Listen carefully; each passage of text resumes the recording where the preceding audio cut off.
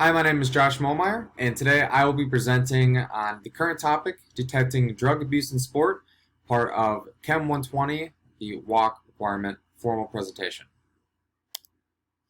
So to start with a little bit of an introduction to drugs and supplements in general, according to kidshealth.org, in this sense, a substance is a wide umbrella term for a variety of supplements taken to increase athletic performance and or physique in order to gain a competitive advantage. Supplements can be pills, powders, or drinks used to build muscle, lose weight, or improve endurance, such as, or not including, commercial protein powders and creatine. Saxena and others have outlined that performance-enhancing drugs are commonly known as any agent taken illicitly, the key word, that functions to enhance one's ability to complete a task, movement, or activity in the body. And some examples of these can include anabolic steroids, known as AAs, or such as human growth hormone. Also, could be beta blockers or stimulants. So who is in charge of testing athletes and mandating that certain supplements cannot be allowed during competition? That would be the World Anti-Doping Agency. Here on the right is their logo. The World Anti-Doping Agency is the primary organization responsible for a number of roles within sport regulation, with core duties being to outline which substances are considered illegal during athletic competition, as well as individually screening each athlete for trace amounts of illicit substances. So why is drug testing and regulation so important? Well, the overall significance of the present research stems from the addictive and toxic chemical components, often as a result of engaging with steroids and other non-regulated substances. The Endocrine Society's Scientific Task Force, also known as SSTF, has estimated between 3 and 4 million males in the United States to have taken some form of a doping agent at some point in their lives, which gave way to estimate approximately 1 million men in the U.S. to have experienced anabolic androgenic dependence at some point in their lifetime, which is otherwise known as just a dependency or a more so a hormonal dependency to the steroids that they have been supplementing. Nito and others from the International Journal of Andrology have found that in an 8-week experimental study that analyzed the impact of supraphysiological doses of AAs in a young male bodybuilder, the short-term drug abuse was found to result in the following. And the most important was that it was found to cause severe damage to the hypothalamic pituitary gonadal, or otherwise HPG axis, which inhibited endogenous or natural testosterone by 74%. Additionally, it was found to also decrease serum levels of luteinizing hormone by almost 100%, being 97.3, and serum levels of follicle-stimulating hormone by 65%. And of all those, it also increases this individual's chances of becoming AA dependent further along in their lifetime. So why should I care, and why is drug testing should be important to me?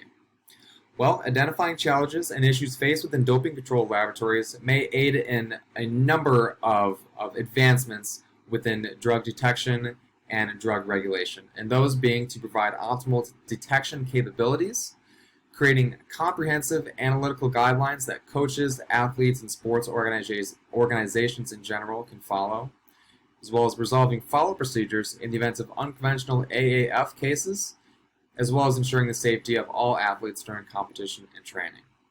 And for the World Anti-Doping Agency and the U.S. Anti-Doping Agency, the main forefront or goal of those organizations is to ensure that all athletes are competing and training with the utmost respect of their competitors. So moving on to some challenges within drug testing, there are a number, but to just describe and go through a few of them, the first being the emergence of new non-approved drug candidates, otherwise known as designer drugs, and their implementation into routine testing.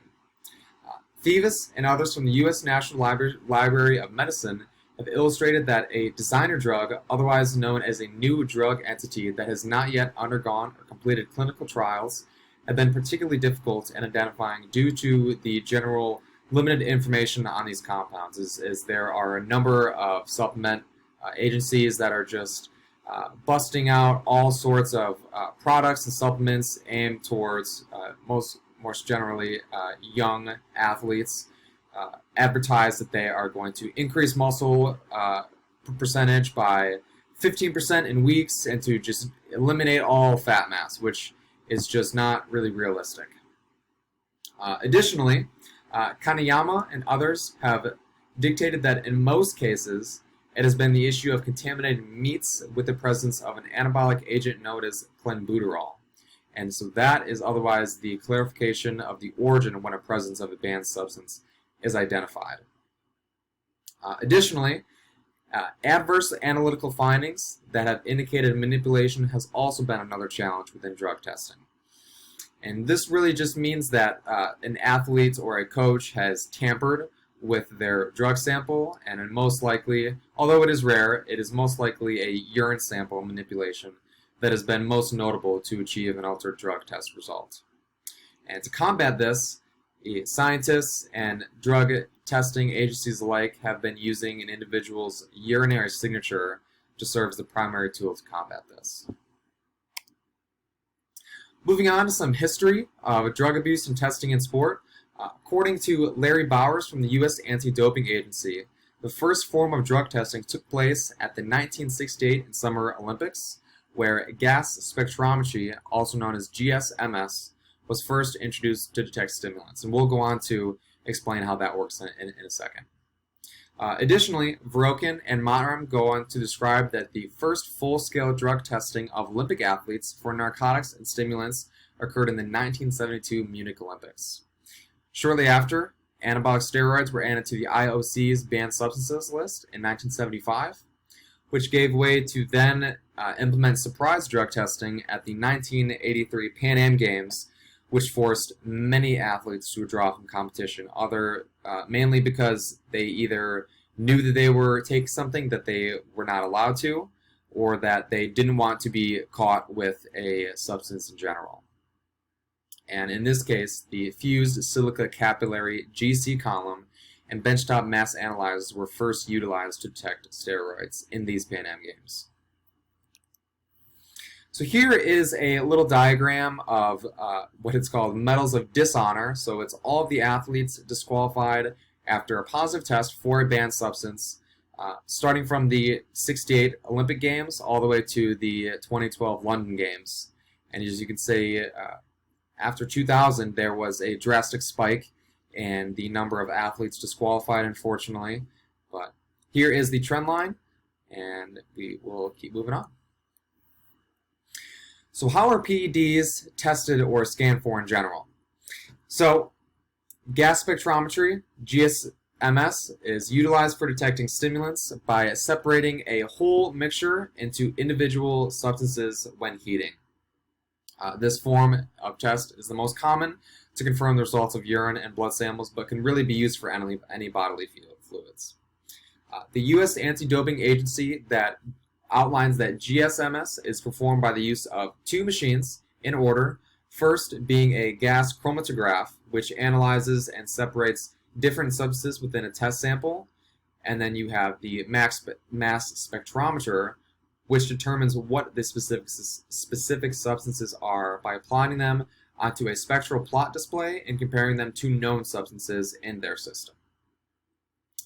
Additionally, fused silica capillary GC column and bench mass analyzers allow for a much smaller collection of samples, which has greatly increased the number of tests that they can intake and then output.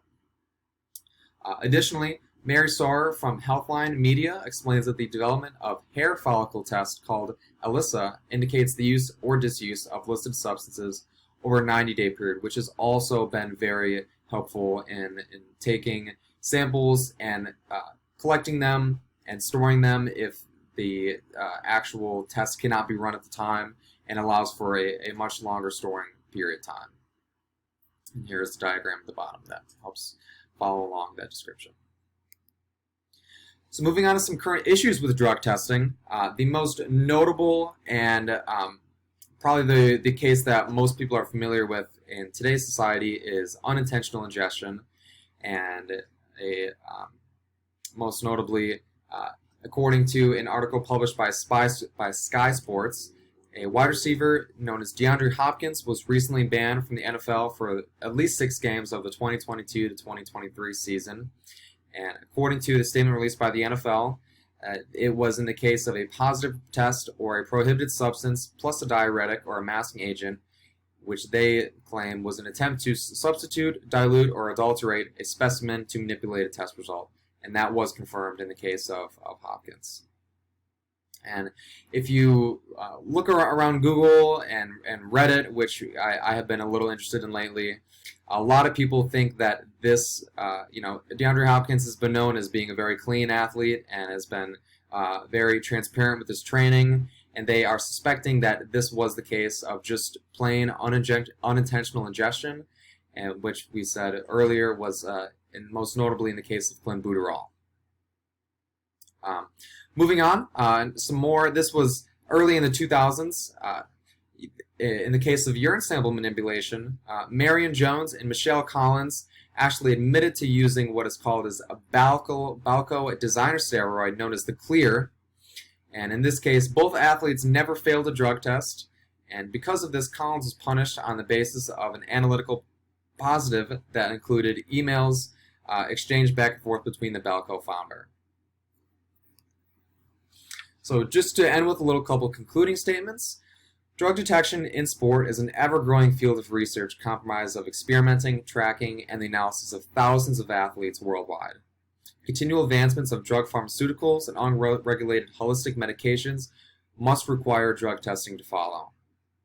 And to kind of conclude with some of the main points, detection of drug abuse in sport is essential for a number of reasons, the main being that it prevents the use and abuse of unregulated and potentially dangerous combination of chemicals that has not been studied through experimental research, as well as it also ensures equal competitiveness through a level playing ground, as well as it monitors the safety of all athletes in competitive and training environments. Here are my references. Thank you very much for listening.